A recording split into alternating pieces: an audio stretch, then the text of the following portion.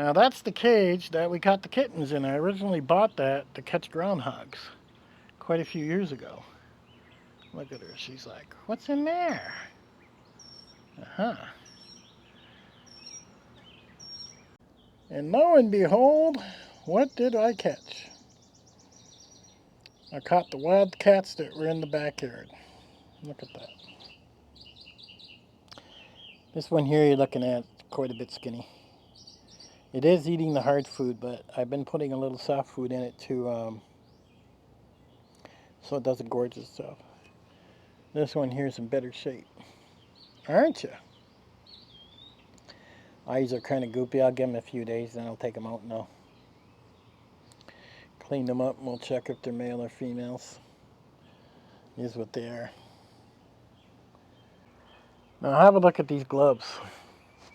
I think these are welder gloves or something. I don't know, maybe I'll toss a link in the bottom for you guys if I can find them. These are the gloves I use when I pick up the cats. It goes all the way up to my elbow.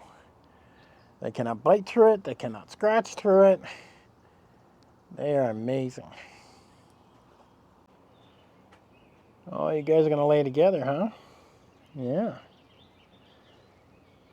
So one went into the trap we were watching from the kitchen window, and it wouldn't trigger it. They were too light. Then the other one went in the trap, and because there was two of them in the trap, well, that triggered the trap, and we caught both at the same time.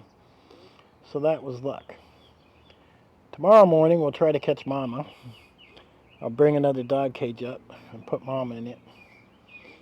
And we'll see if we can get them healthier. I'm going to have to do a vet check, get their eyes cleaned, find out if they're male or female, and then see about getting them fixed. We used to have somebody that was helping fix the cats around here, and it was normally only about $10. But and if you wanted pain reliever and stuff like that, it worked out to about 25. And we always did that. We always went for the 25. But we don't have that anymore. So now it comes out of my pocket. I think it was Loretta Lynn doing it before she died.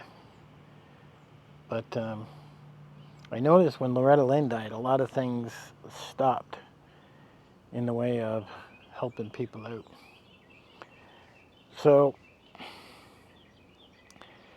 I'm going to have to pay for it myself. I have another cat in the wife's bedroom, and that one's been in there for, 5 months.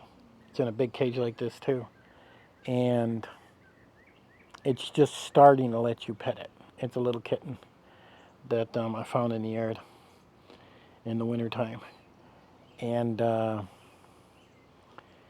desensitizing them isn't so easy. Like I've got this cage sitting right beside my chair, and they're getting better. They were running all over the place. I mean, they were freaking out is what they were doing when I originally put them in here. So, and you see I got some food there, some water, and they're eating and drinking. They are eating that food. So, you want to see this guy over here? He's over there relaxing. Look at him. This is what they do. They're a bunch of freeloaders. Look at this guy. I don't know why. Oh, he's looking at the cat, but there's no cat food in that can, and he's sitting there and he's sitting there looking at it. Most of these strays on my front porch are males. Like that one there, I just showed you the male. That's a male. Most people don't want male cats because they spray too much. What you doing? Yeah. You look comfortable. You look content. Amazing what happens when you got a full belly of food, huh? Life's good. We'll just lay down and relax.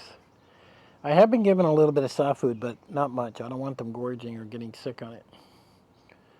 So we'll give them a little bit each day, desensitize them. I don't know, maybe in a week, maybe 3 days.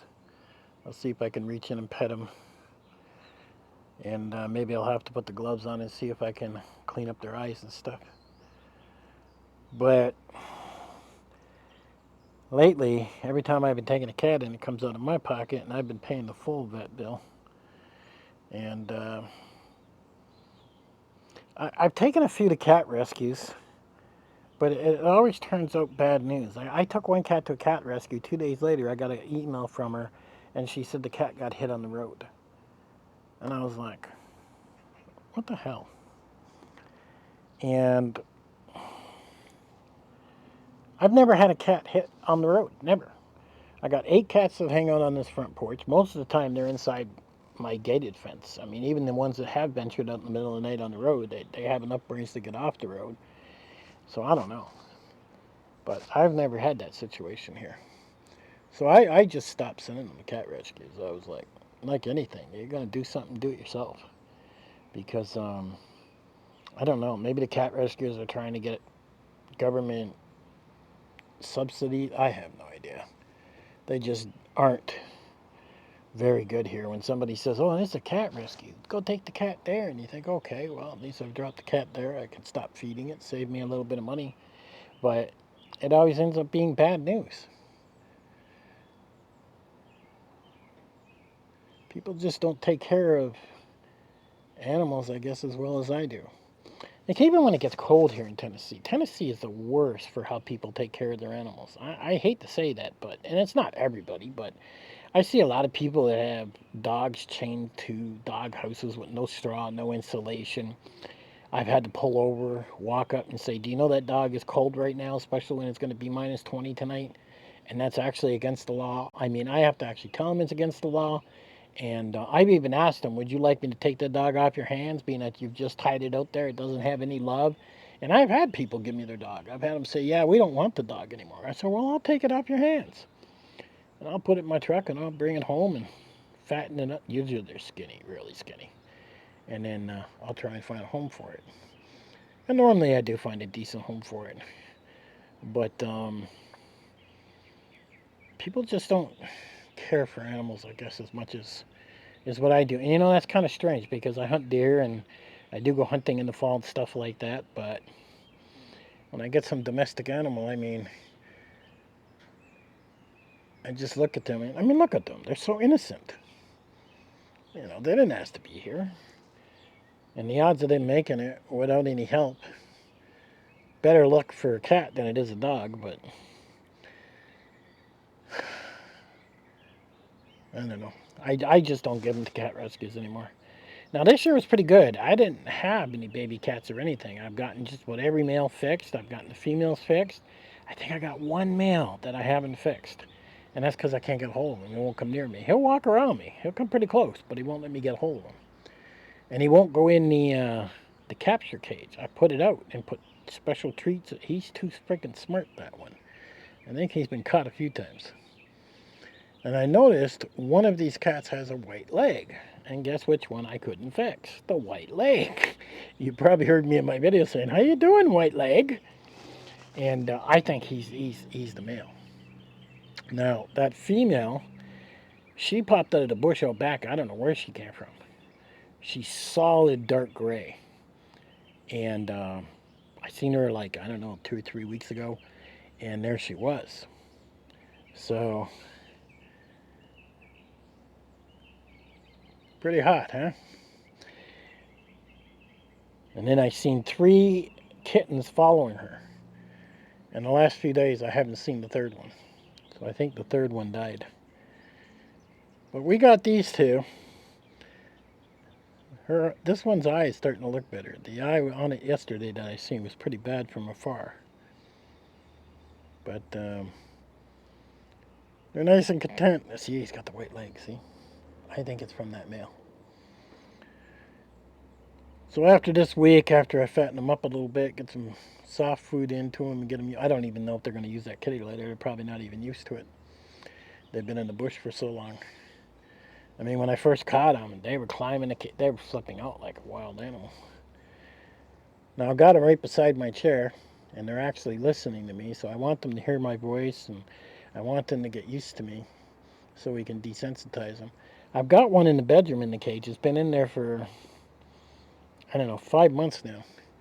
And that one there, it took literally 4.5 months by the time it would come up to the side of the cage and let you touch it. It's now letting you pet it. We open the cage door, it doesn't try to escape. We can clean it, we can do whatever we need to do, but it doesn't like us when we grab them. So I got to put the gloves on and then go in and grab him. And he tries to climb the cage to hell or high water. He thinks it's the end of the world. Put him down in a towel and then just kind of love him to death for a good 10-15 minutes and then put him back in the cage and keep trying to show him nothing bad's going to happen to him. And I keep trying to desensitize him. I don't know, maybe it's going to take a year. Now this one over here, that one there would never come to nobody. Nobody at all. It took almost, I don't know, almost 2 years by the time that one started coming to you. I can pick it up and it will stay for a bit, but it'll dart away like you're killing it. Now this one over here, Stormy, that bloody thing you can't get rid of. He'll jump up in your lap, rub all over you. I mean, he just loves being touched. But overall, we got one kitten in the bedroom that we're trying to desensitize. And then these two I'm going to have to desensitize and I'm going to take them to the vet. And like I said, there ain't nobody here to help me. I mean, every time I do this, it turns into a $100 bill per animal, is what it does. And so you figure this is 200 here easy. And then hopefully we catch the mama tomorrow. We're going to put her in a separate cage. We're not going to put her with the babies, but we're going to put her beside the babies. And we're going to wean them off. I think they're weaned already because they are eating the hard food. But mama's going to have to be fixed. And she's going to need a vet check, so there's $100. I mean, I got $300. There's just no help here to help these poor kittens anymore. I think it was Loretta Lynn helping them, because when she died, it seemed like a lot of services had stopped around from my small town when it came to vets and different things that was going on around my town. But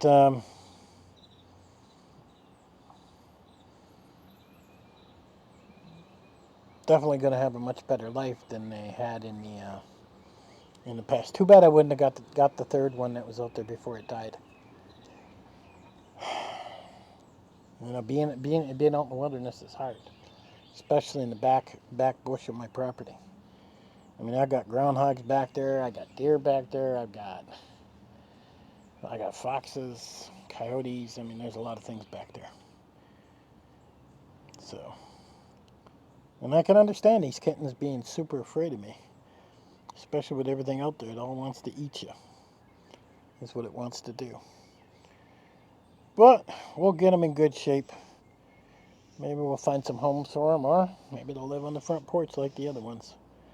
But they got a much better life than they had living behind my house back in the bush. I'll catch you guys on the next one.